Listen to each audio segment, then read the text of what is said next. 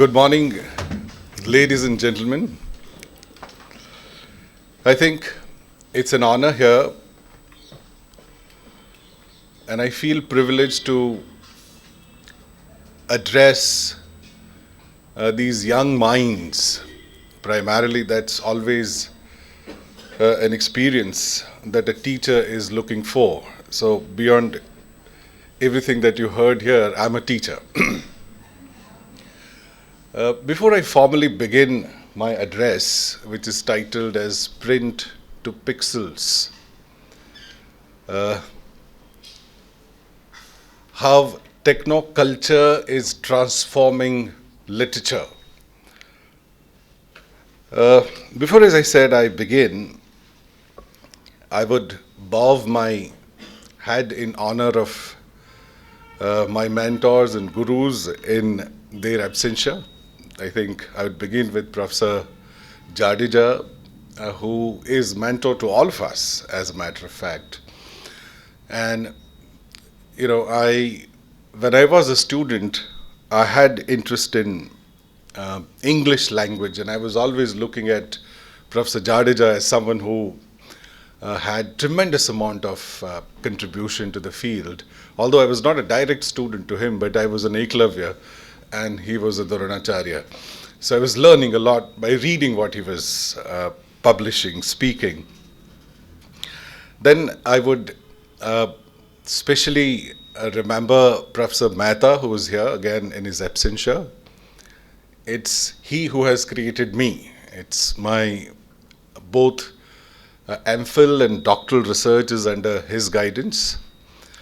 And majority of what I know, it's primarily because it was he who went on guiding me on the right path. And every time I was confused, if I can't go to him personally, I'll call him and say, "Sir, this is my problem." And that would be a solution. Professor Ratanu Bhattacharya, again in his absentia, again a stalwart who inspires a lot of us here in this space, because I know he has worked with this institution. I think I would thank Mansi ji. She was with us in the inaugural. Somebody from Scope. I would thank the principal of this institution, Dr. Mayur. I would thank the Vedant representatives, Dr. Arjun and Mr. Ravi. Well, I think the conversation or the discourse that we're going to have is very relevant. Relevant for the fact that, you know, look at your life without technology. For a second, try and think, how would you exist?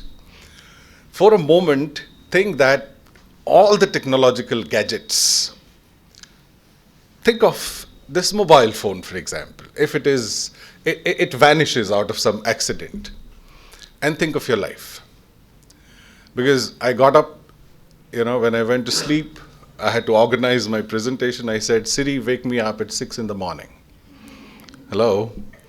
Siri, Alexa. I was put up at a very close friend, Professor Sunil Shah.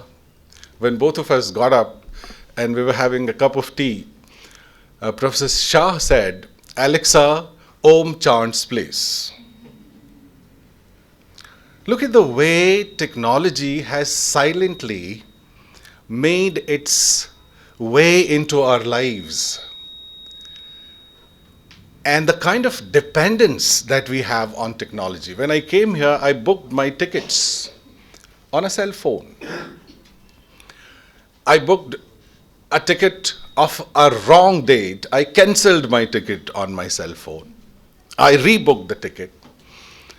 When we were reaching railway station, we were looking at the train status on XI Go, which told us that, well, you have time enough, don't rush.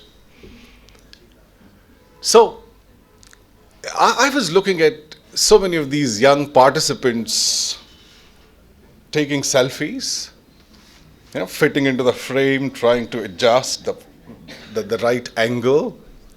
Now, why selfies? majority of these selfies would have gone on social media now, and people would have started liking it. People would have started knowing that this particular individual is attending an international conference at H.M. Patel Institution.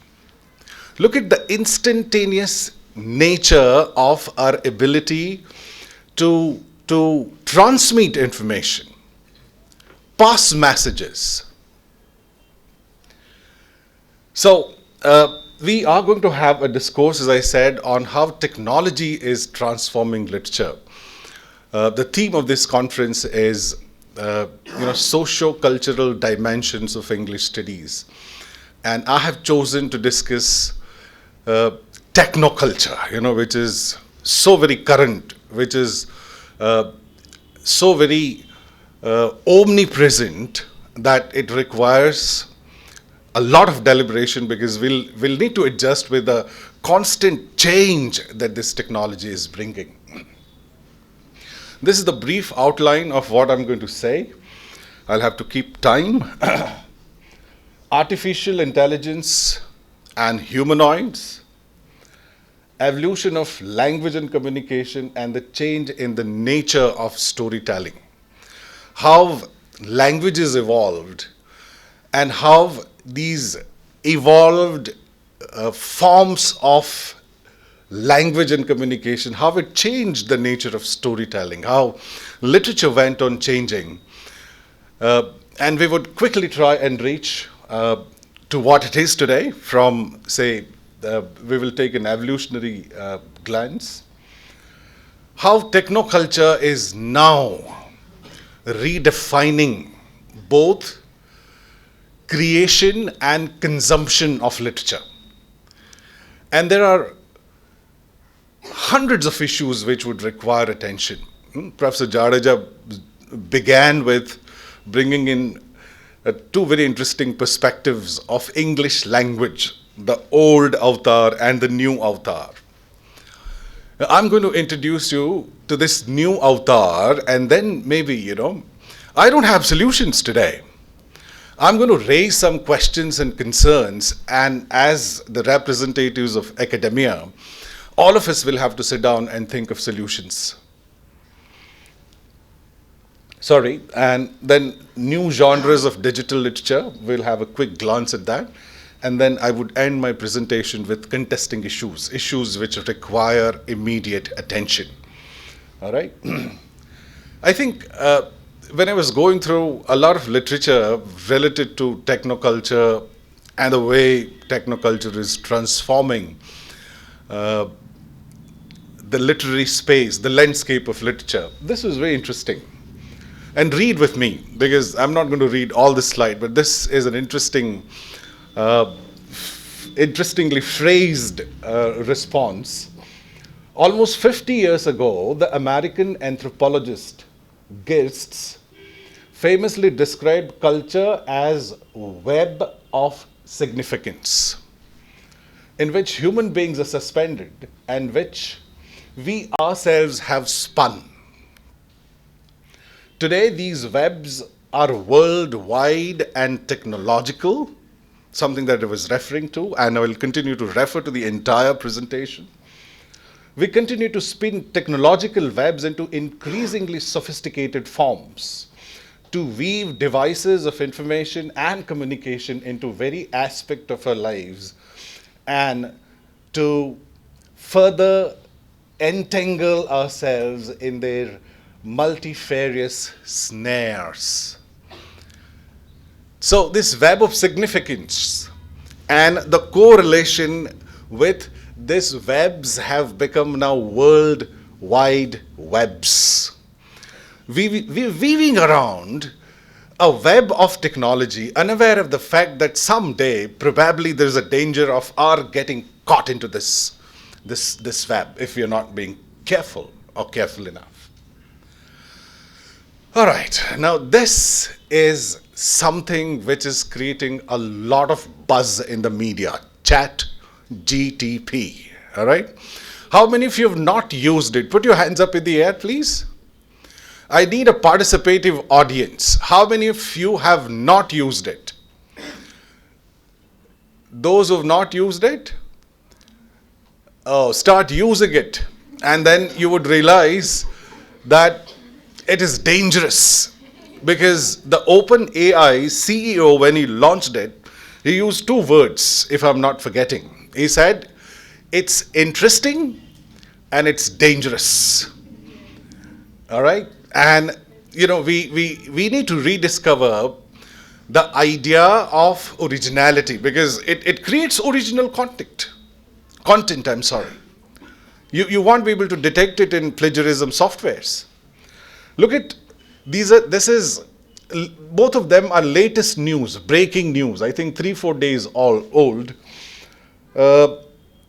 ChatGTP listed as author or co-author of 300 e-books on Amazon Kindle. Hello. Good morning, everybody. Please wake up to the fact that technology is writing books. It's authored and co-authored. We are now about to outsource creativity to the AI tools, to the technology. So technology would write for us. We would sit folded hand, because you see ChatGTP doing things. All right? ChatGTP can write poems. And guess what? You say that write a poem on the moon which should have 5 of these adjectives, it will integrate these adjectives and create a poetry. Then you say, I don't like this poetry, regenerate the poetry. It will rewrite a poetry for you. I shouldn't, as a matter of fact, orient students to GTP, because there's a great danger in doing it. Yeah, because then, the students would sit folded hand and say, write an assignment for me. Write a research paper for me. It is happening. Look at this. Science journals ban listing of ChatGTP as co-author on papers. Today on the morning, again, I'm being slightly autobiographical, but technology is a point of reference, not the autobiographical facts. We were discussing at Professor Shah's place that CBSE has, published a notification which bans bringing devices in the classroom which has ChatGTP in it. Hello. It's being banned from everywhere, but it is increasingly used. More you ban something, there comes a knee-jerk reaction, and there's a thrill in breaking the rules. People will find out innovative ways to make use of that. ChatGTP is created by OpenAI. It's a company heavily funded by Microsoft. Last year, probably Microsoft had put up $1 billion. This year, they're going to put $10 billion, if I'm remembering the figures right when I was reading. Now, if ChatGTP is creating, shivers in the market, we are awaiting Mr. Bard. And very soon, this AI tool of Google is going to be launched. It is in the experimental phase at the moment. But when you compare the two, both of them are language models, technology, both of us don't understand. One is Lambda model and this is GTP3. But one of the interesting facts that you need to take note of is source of information. Bard would be using internet, whereas GTP is using a reservoir of data which is already fed into it.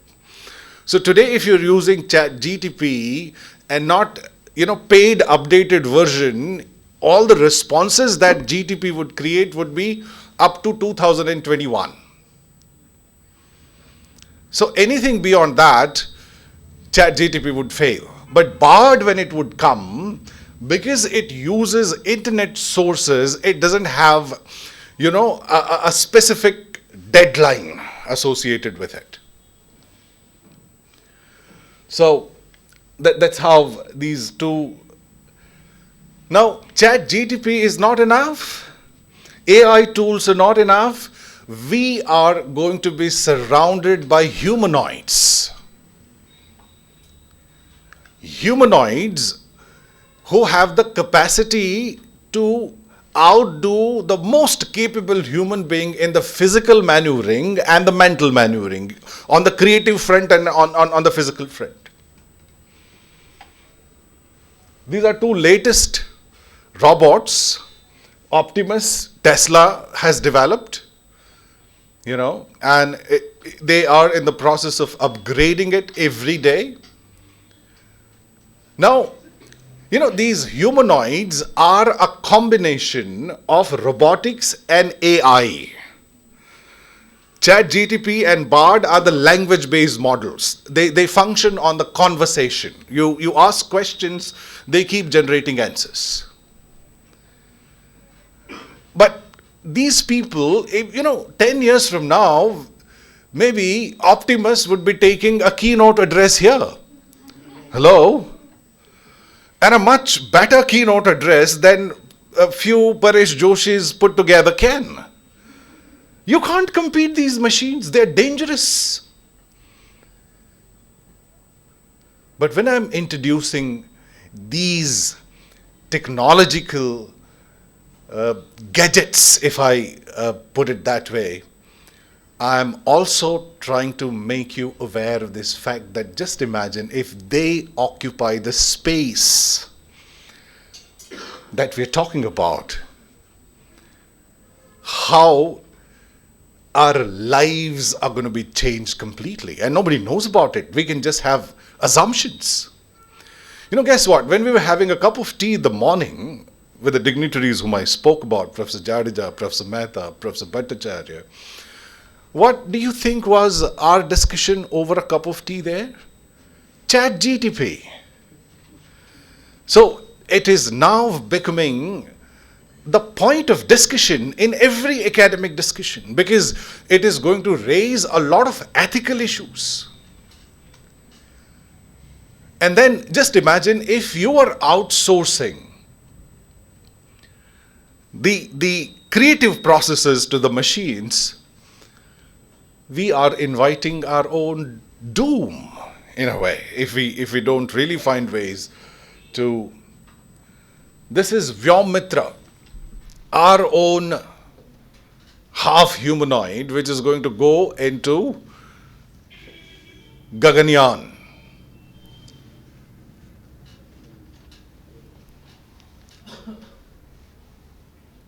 So we are not lagging behind as far as humanoid technology is concerned.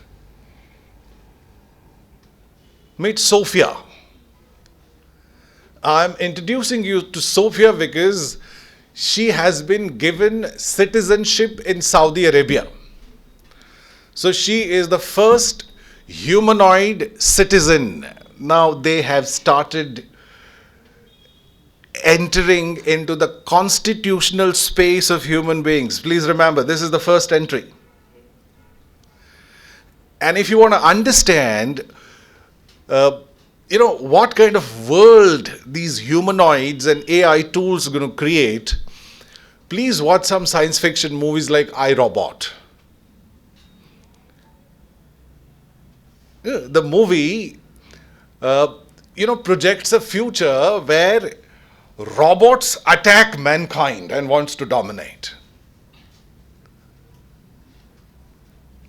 So be careful. The first citizen is already there.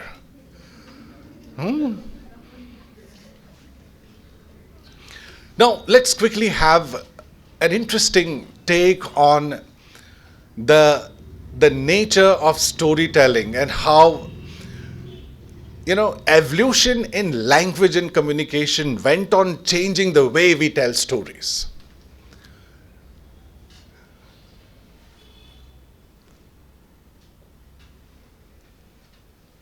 We are in an age where we are telling transmedia digital stories. We, at the moment, are within the phase where digital storytelling is popular. Fine? And as I have marked words in red for your quick reference, fine? So that, see, we becoming increasingly lazy. All right, and I need to understand my audience if I'm a good speaker. I know nobody is going to read every line carefully, so I took trouble for you to say that digital storytelling is actually a modernization or modernized version of ancient art of storytelling. All right, and then, towards the end, you would see that from the circle of campfire to the silver screen to now computer screen. The beginning probably was visual storytelling. Say about 40,000 years back, the cavemen wanted to tell the stories, the instinct of sharing has remained with mankind right from the day we have evolved into Homo sapiens. But because there was an absence of any developed language, cave painting, the visual form of storytelling, must have been the first efforts, of those of our forefathers who left some paintings. Majority of them were geometric signs. These tribal paintings, for example, they still survive round and triangles and lines. That's all. And, that probably is also the beginning of language and communication, because we did not have any organized, developed language. We used to use our body and gestures, physiocentric discourses. And the storytelling and the nature of storytelling in that sense was visual. The second significant evolution of language was that we got into the culture of orality. We started organizing sounds. We were born with sounds. All animals have sounds, but they don't know how to organize them into a systematic language to be used in communication.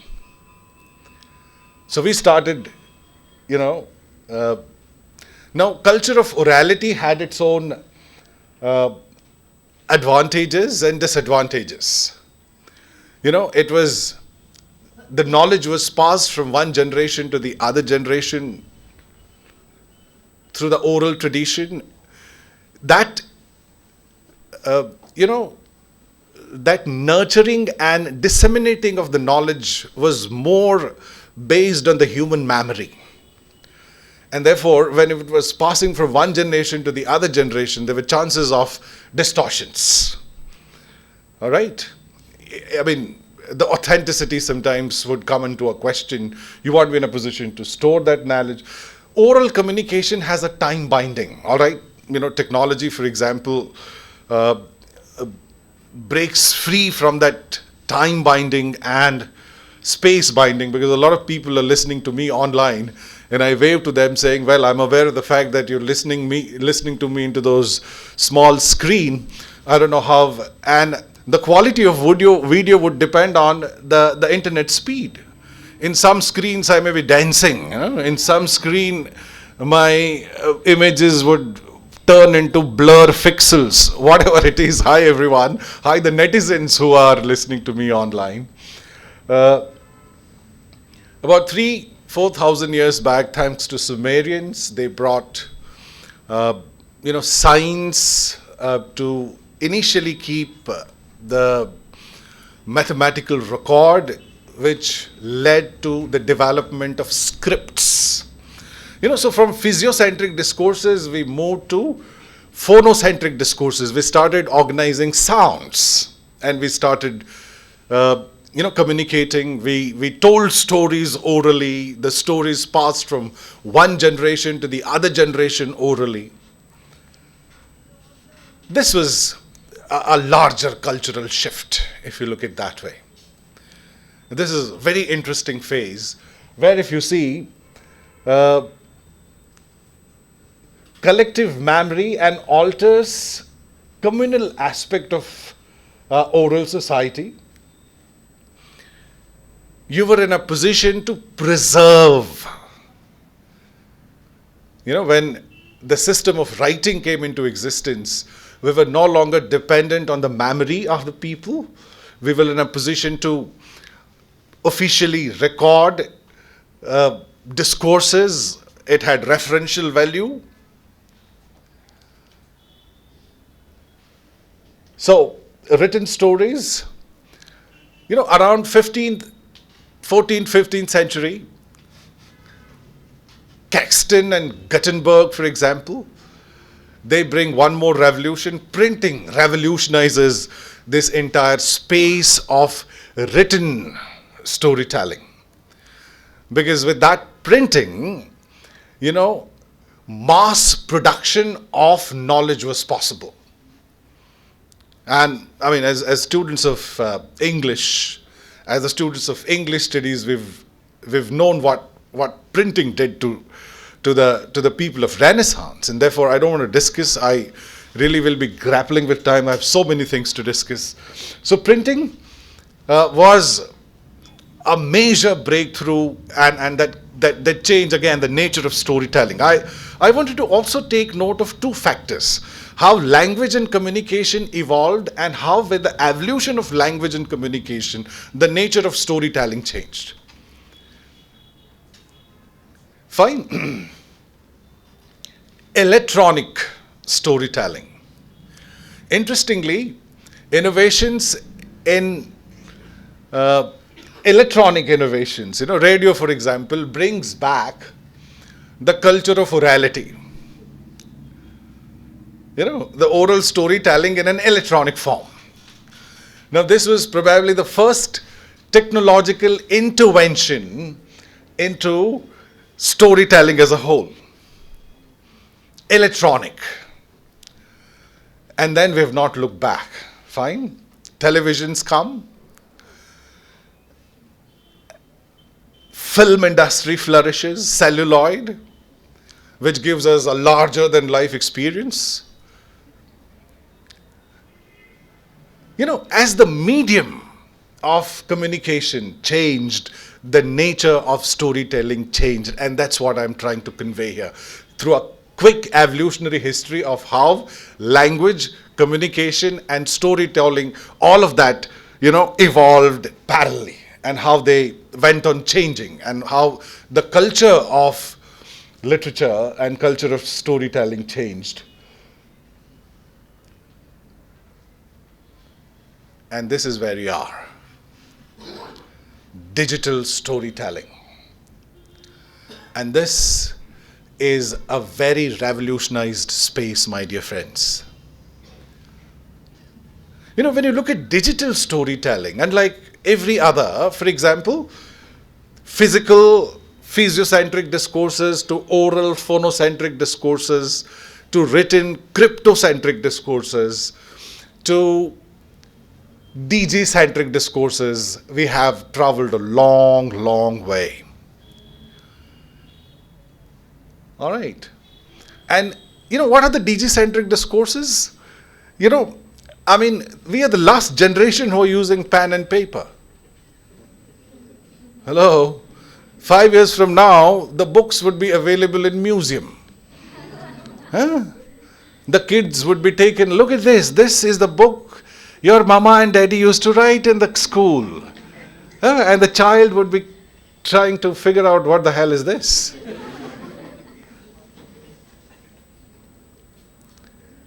Now, DG-centric discourses have very interesting, the language of social media, for example, where for the first time in the written space, verbal and non-verbal merged. Emoticons.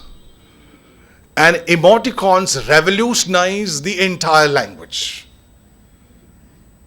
You have all kinds of smiles. Hello? All kinds of laughters, all kinds of angers, the hand gestures, and as if, the straight emoticons were not enough, they were tilted. A lot of innovation is taking place. So when you look at this digital storytelling brought the stories, from those ink printed pages to pixels. That's where my core is of this entire discourse. We transformed from the printed pages to those white illuminated screens which create problems if you use them for a long time. You need anti-glaring glass. Look at this, allied technologies and businesses that are growing. So, digital storytelling, look at the nature. It's the dawn of a whole new online culture. Kindle, for example, gets you a whole library in your pocket. And you don't need Kindle, as a matter of fact. This is where you have the entire library in your pocket. This device, for example, is, a connecting link between technology and humans. You remember that painting? Where this two fingers, the God and the human, the divine and the human. So, this is the space with which you are connected with the whole cloud of technology, just 5-inch screen. And please don't call this is not a mobile or cell phone. Mobile is a wrong usage, popular though. This is not a cell phone, this is a damn computer. All right? So it's a wrong nomenclature. You do everything that you do on a laptop, for example. So I have mailed a copy of my PowerPoint, thinking that electricity fails. What am I going to do? Yeah, I have my phone. I'm going to use those PowerPoints. Maybe I'll share a link with all the people sitting here, and then we'll have a customized viewing of PowerPoint. Look at this. So this digital storytelling is a completely new way we consume, read literature. Hypertexts. You click, the dictionary opens, tells you the meaning. You can adjust the light. You can go on a dark mode. Hello? Every possible customization is available. All right, you can. You don't need to wear specs. You can increase the font size. All of these is available. In fact, this hypertext also is interconnected. Hyperlinks can take you to different worlds. For example, Hamlet. If I have hyperlinked it with a photograph of Hamlet, you click it and Hamlet stands in front of you with a sword. Hello? If I have hyperlinked it to some video, to be or not to be, you don't want to read it, go to the video and some good actor is going to tell you to be or not to be. That is the question, whether it is nobler in the mind to suffer the slings and arrows of outrageous fortune or to end them by raising arms against them. Wow, wonderful. Digital storytelling. All of these are, endless possibilities of creating your reading a very rich experience than what it used to be otherwise. Some of us who are old generation, if you ask me, even when I'm talking about digital storytelling, I still love reading a book. But then we are old generation, as I said. Hello? Outdated models. Very soon, all of this is going to disappear. It's all going to be screens. I don't know. We have foldable screens. The babies will come with folded screens. You don't need to carry any device. You go, humanoids, for example. So the way you buy a car and, the sales representatives come to you with the list of the accessories to be fitted, spoilers and all kinds of accessories that go with the car. I think babies will also have a list of accessories. Inbuilt communication system. So you will have a microphone fitted into the gums, a a speaker here in the ear, the screen that would open, integrated system of technology. And I feel we are probably the last generation of normal human. Hello, celebrate the fact that you're human. Because the new era is going to be a biomechanical, bio-digital kind of an era. I don't know what is going to happen. I can't even imagine.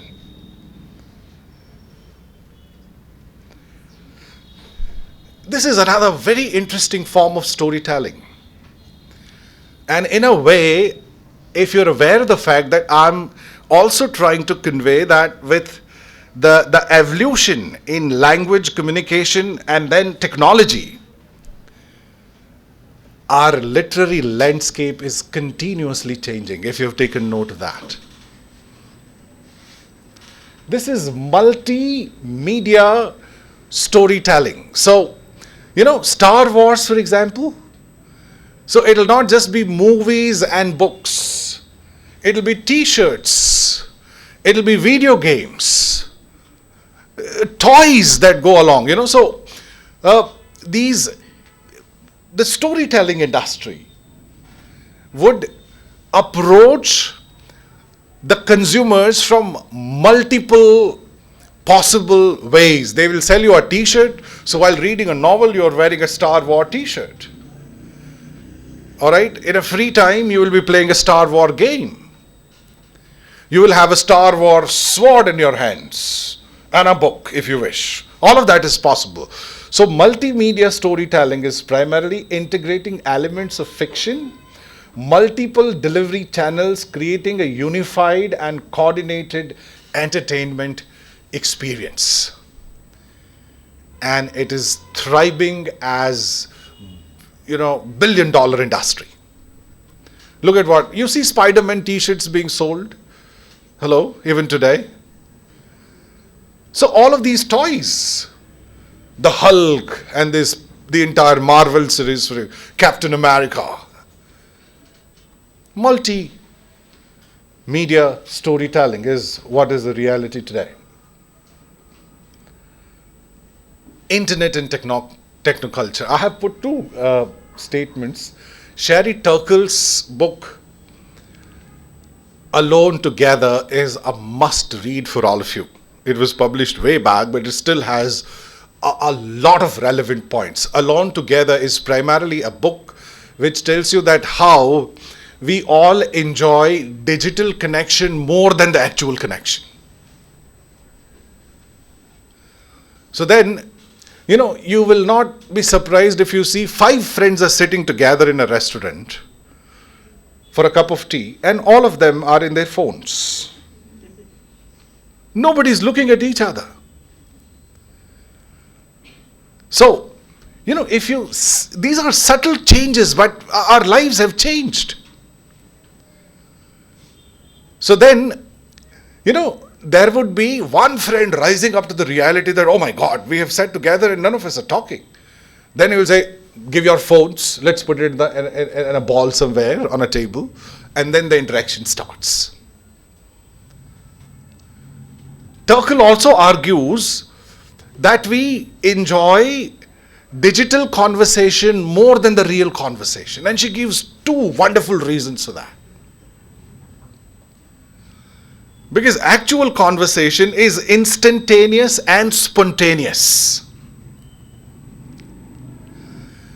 An online conversation gives you a lot of time to think. Sometimes when you receive a message, you know it, you don't respond. And there are 150 excuses for not responding. Somebody angrily calls you back and said, you did not respond. Oh my God, my internet is not working. And there is no way the other is going to find out whether it is actually working or not. He says, but there were 2 blue ticks. No, I sent it, but right then the internet failed. My mobile restarted. Hello. My mobile went into software upgrade. I couldn't respond. So that spontaneity and the instantaneous nature of real communication is not what all of us are preferring today. Because then your original self gets revealed. If you're angry, that anger is on your face, you can't hide it. If you're sad, you won't be able to stop the tears. But you will hide behind technology, and even when there are tears in your eyes, you would send a laughing emoticon. Oh, I'm happy. So that's one. Number two, a real life conversation cannot be edited. As you speak a word, as you utter a word, it can't be pulled back and then edited. So that digital online conversation allows you to plan your statement. Go back to your experiences where when you have typed something, delete, type something, delete, you go and delete. I mean, kitna sara editing is possible. But then the question is that conversation real? Is that conversation as real as an interpersonal human face-to-face conversation? No. Let's move forward. We live in a world where technology is deeply embedded in our culture, and the culture is embedded in our technology. Sherry Turkle. Someone, if you're lazy, and I know you are, there is a video on TED platform, which is a 7 to 8 minute video, but will tell you some amazing realities that I was speaking about right now. Technoculture is not just about the gadgets we use, but about the social and cultural changes that they bring about. And that is something that we're talking about. Connectivity and communication, emails, social media, inclusive, all in one technology. Where is that? All in one technology. Here it is. It is a telephone, it is a computer, it is a television, it is a radio, it is a health assistant device. You go on a walk, a lot of people tie the phones right on their arms and they are running. You must have seen those sites. These Apple watches or the other watches, they are continuously monitoring your metabolic activity. Your sleep patterns are being measured by those smart watches. Hello?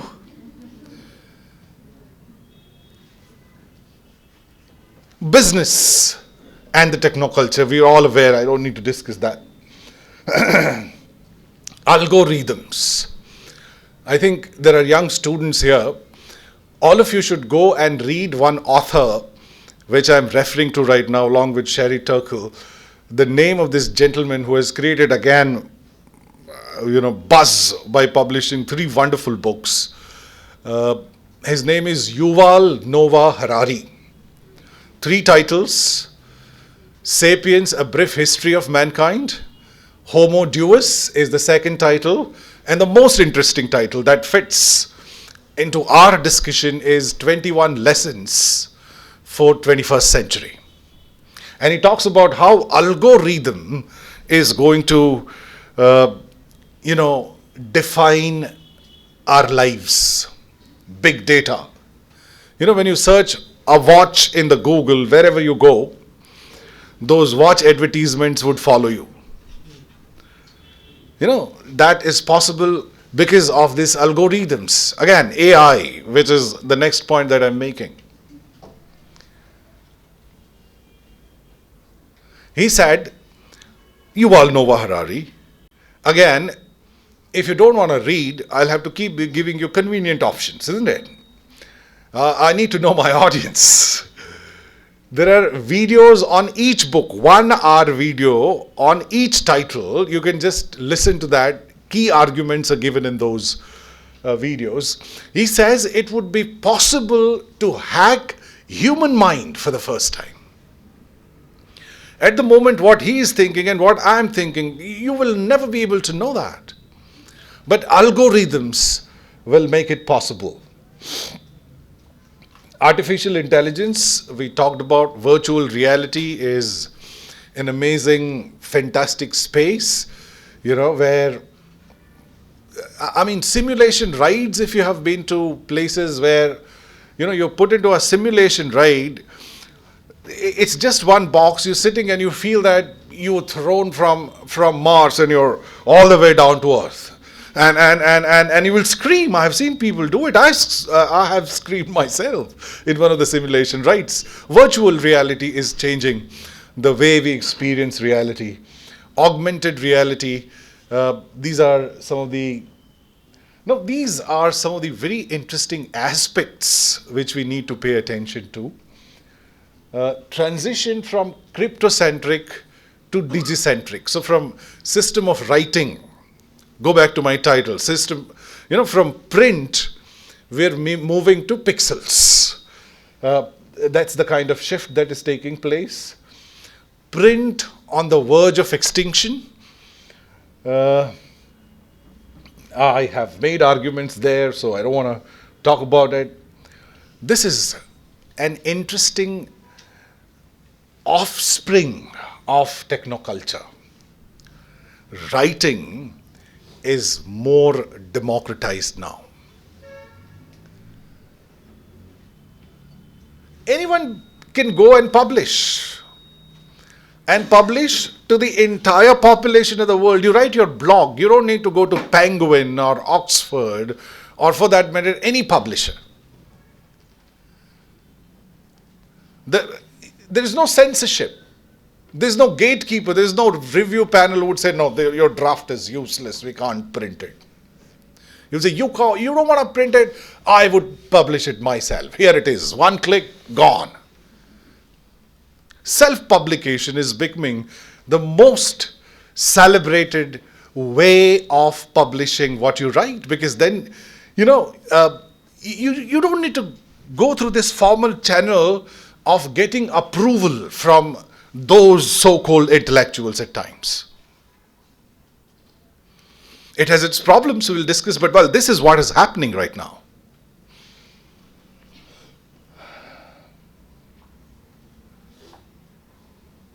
And digital online publication is cost effective. A printed book would have a cost, both of its production and even in sales. Here, you create a book in 5 minutes or less than that, depending on what internet speed you have, what platform you're using. Technoculture has also given birth to new forms of literature. Fine. Self-publication. Now, self-publication has this chaotic profusion because now everybody is a writer.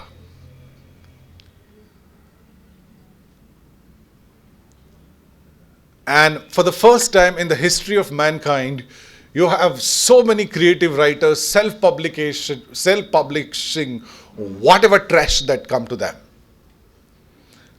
Because if there's no gatekeeper, anything is going to be published.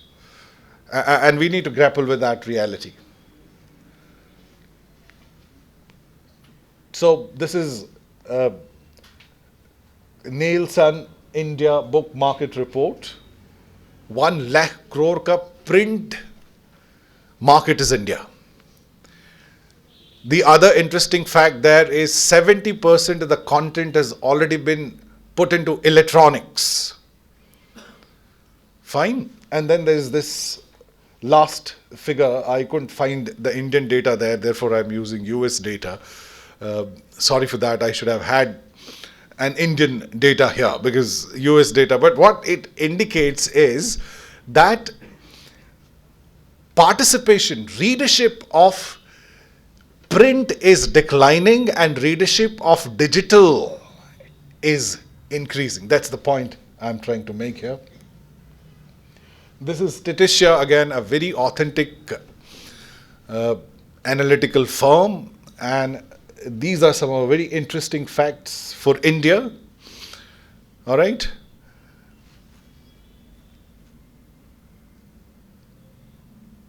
I just want you to have a good look at The last user penetration will be 6.8 in 2023 and 9.1 by 2027. And I said self-publication. Here are some very interesting facts. Some big writers like E.L. James, John Grisham, Ashwin Sanghi. You know what? An interesting fact. J.K. Rowling and her first draft was rejected by 12 publishers. In fact, Amish Tripathi had to self-publish Immortals of Meluha, which then became a flamboyant, trailblazing success in the market. So self-publication is becoming the way of life. Look at what is happening. No gatekeeper, self-publication. Kindle, again, we have 3.5 million titles on Kindle. And these titles are increasing day by day with the shortage of time. 5th edition of Amazon KDP Pen to Publish contest is now open for entries. This is the press release of Kindle, where they're inviting originally written texts. These competitions are promoting the e-publications. Changing readership. You know, I was briefly mentioning to this fact that today, when you look at the readers, they are happy with the customized reading experience. You know, a book, for example, if you buy an Indian paperback, will have a very tiny fonts, may not have the kind of paper quality that you want.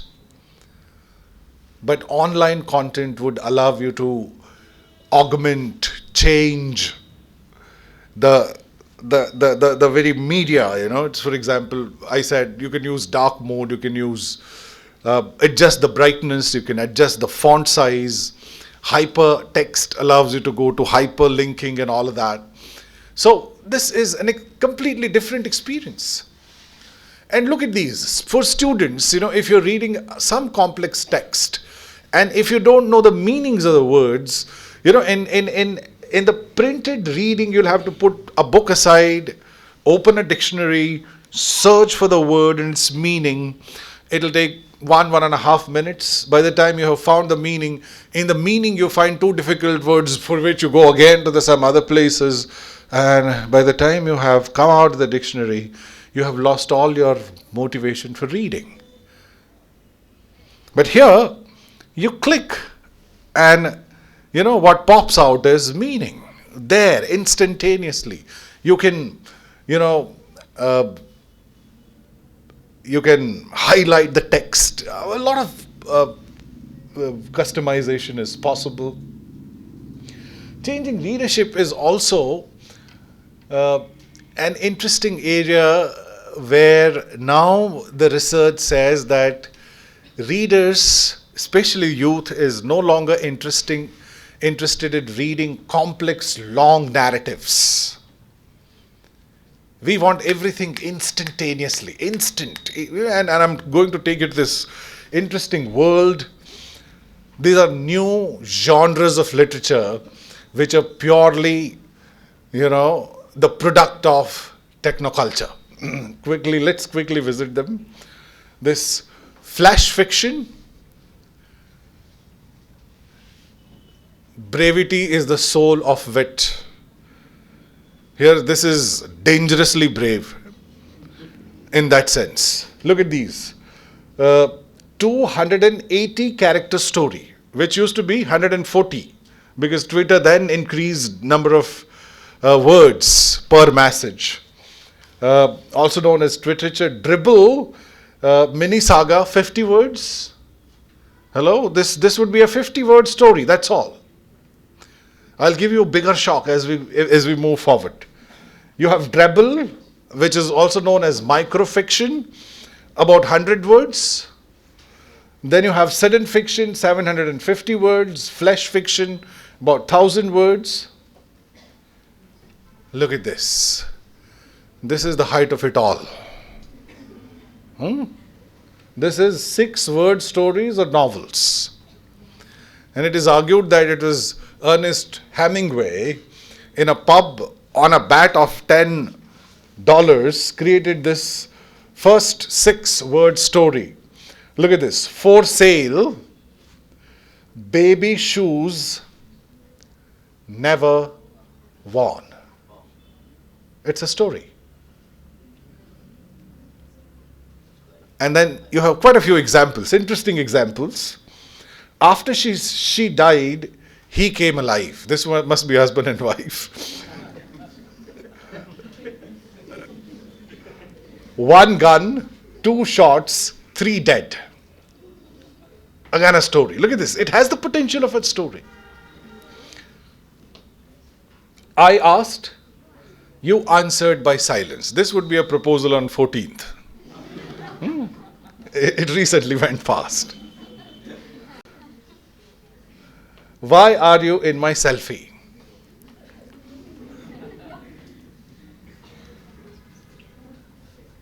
Label, not for oral use. Oops. This must be rat-killing poison consumed by someone out of mistake. You have Twitter fiction, which is also known as twiterature. And then these are the kind of forms that you have: aphorism, poetry, fiction, 140 characters, which is now 208 or 280 by double. Literary classics and legends, the Twitter novel, epic retold, collaborative works, a lot of these is happening. Booktube is a whole new sphere in itself, and there are quite a few bookshelf tours. The booktubers would introduce you to the books that they have read in the videos. Then you have read-alongs. They'd introduce to what they're actually reading now. Then you have TBR, to be read. We have hundreds of books in this list, but we never go to those books. That's another thing. Wrap-up videos, tags, discussions, collaborations, interviews. These are top blogging sites for literature. I think about 5 more minutes.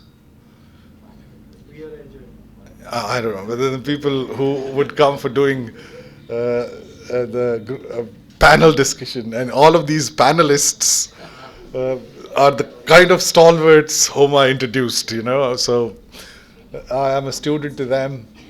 Now, these are contesting issues, and these issues I have picked up. If you can just note it down. This was a debate. Moderator was Barkha Dutt, and this was one of the literary fests, if I'm not forgetting, Jaipur literary fests. And these are, if you go and search on YouTube, you'll get the whole video. But these are contesting issues. Can books survive the digital age? You will have to answer yourself. I don't know. Creativity in digital age. Look at this. Old generation creators. Gulzar says, I can't think without my pen. How many of you now write things on paper and then data process? No. Now we data process. This entire presentation has been created. Even the referencing and researching has been done online.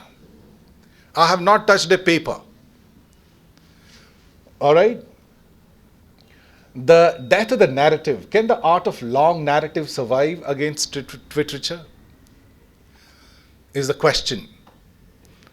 6-word stories and war and peace are the two ends. If you want to look at Indian version, Saraswati Chandra.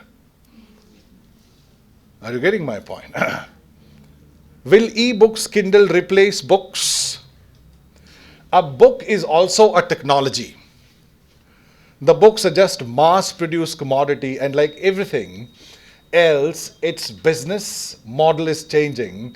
It's not the books, but these industries which requires rescuing. Vikram Chandra, Sacred Games. These were the panelists primarily. I'm listing some of the concerns. The average attention span is shrinking. We read fast, we read on the go. We have converted reading into commuter's trade. Primarily, we now go to the in shots on the phone quickly when we are traveling. Similarly, when I was coming in the train, about 30 to 40% youngsters were busy watching films in the train. Only one aged looking man had a newspaper, a printed newspaper, and he was reading. I wish I could take a snap of that. One representative of the print into the digital space. The story has always adapted new technology. The story has always survived. Appetite and durability of the story is intact. This is Steve Sell, New York writer, Pulitzer winner. Are we really scared of these online culture? Is the question that is being asked here. The books have an unfair advantage because it has history with it. Prasoon Joshi. So, please. Here, sir. The books have an unfair advantage because it has a history with it. Prasoon Joshi. The blogs have democratized writing. One doesn't worry about one's linguistic ability. One just writes, leading to issues of quality and authenticity. I was talking about how without gatekeeper, the self-publication as a practice is flourishing. And this self-publication, without a check, is also going to give rise to material which is not publication worthy. Let's not consider the kind of writing emerging online as inferior. It will evolve. There will be curators and gatekeeper filters. Like,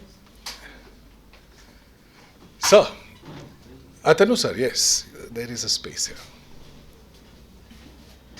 So we are about to conclude.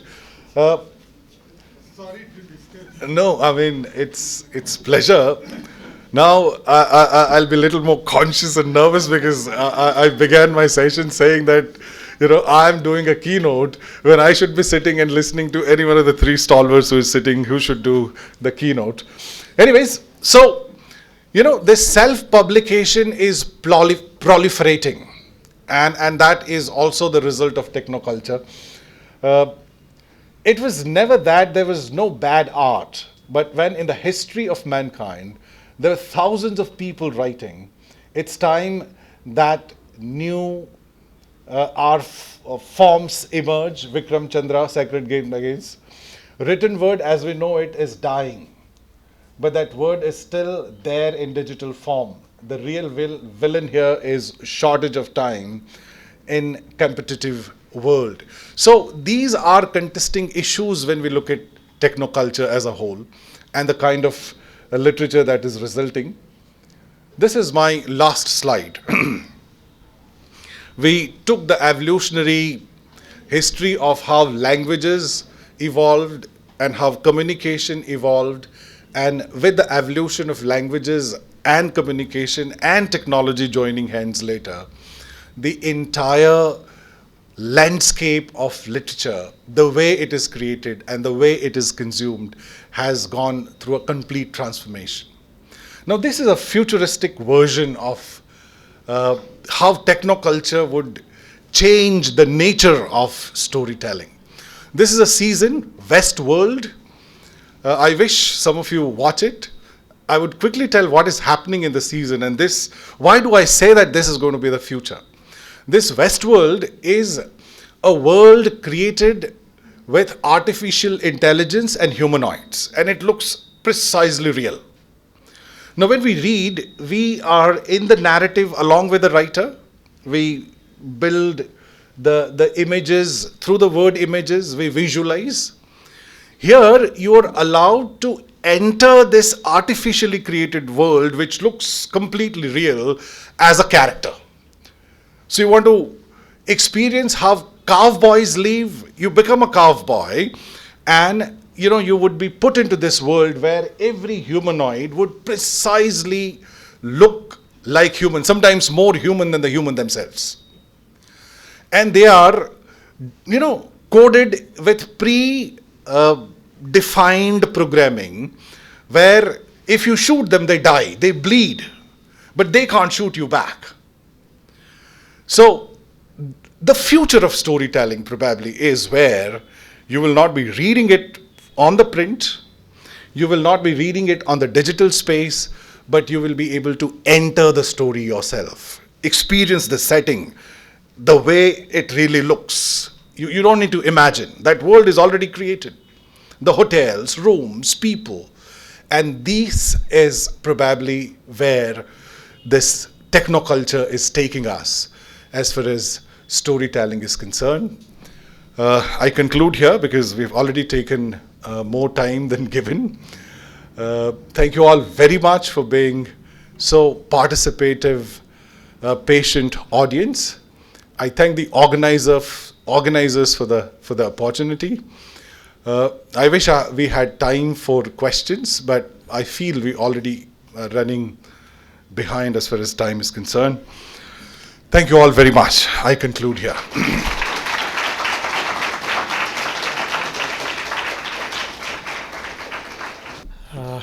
Don't know what to say. I was just talking to him that speaking after you will be a little difficult thing for me. I'll also help everybody save time. Just speak 3 words. It was mesmerizing learning experience for all of us. Thank you, sir. Thank you very much.